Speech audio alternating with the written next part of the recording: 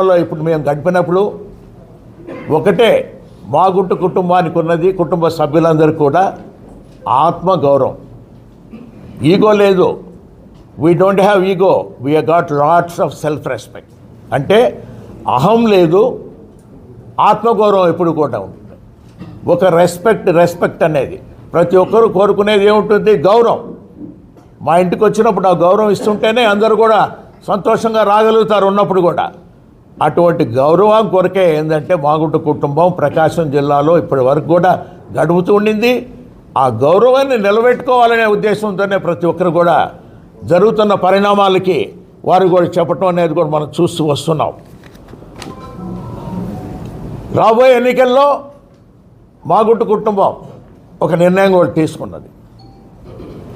మా వదినమ్మ గారు పార్వతమ్మ గారి ఆశీస్సులతో కూడా మా తనయుడు అబ్బాయి మాగుంట రాఘవరెడ్డి గారిని నెక్స్ట్ ఎలక్షన్లో ఒంగోలు ఎంపీ కూడా పోటీ చేయాలనేది ఒక నిర్ణయం కూడా తీసుకోవడం కూడా జరిగింది. ఈరోజు మనం అందరం ఇక్కడ సమావేశమయ్యాం. ఆత్మగౌరవం అనేది మామూలుగా మనం ఎప్పుడు కూడా ఆలోచిస్తూనే వస్తున్నాం. ఈరోజు జరుగుతున్న పరిణామాలను కూడా ఆలోచిస్తూ వస్తున్నప్పుడు చాలా బాధాకరమైన విషయం అది.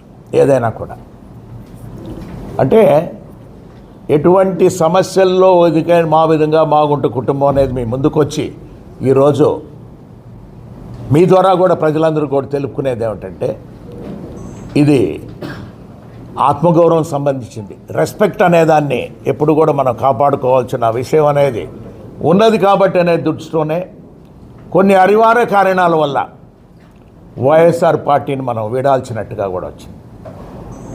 అందుకే ఈరోజు అందరినీ కూడా సమావేశపరిచి మనం మీ అందరికీ కూడా ఒక విధంగా ఏంటంటే ఈ 5 సంవత్సరాల కాలంలో ముఖ్యమంత్రి గారు జగన్మోహన్ రెడ్డి గారు కూడా వారు కూడా సహాయ సహకారాలు కూడా మాగుంట కుటుంబంకి అందింది.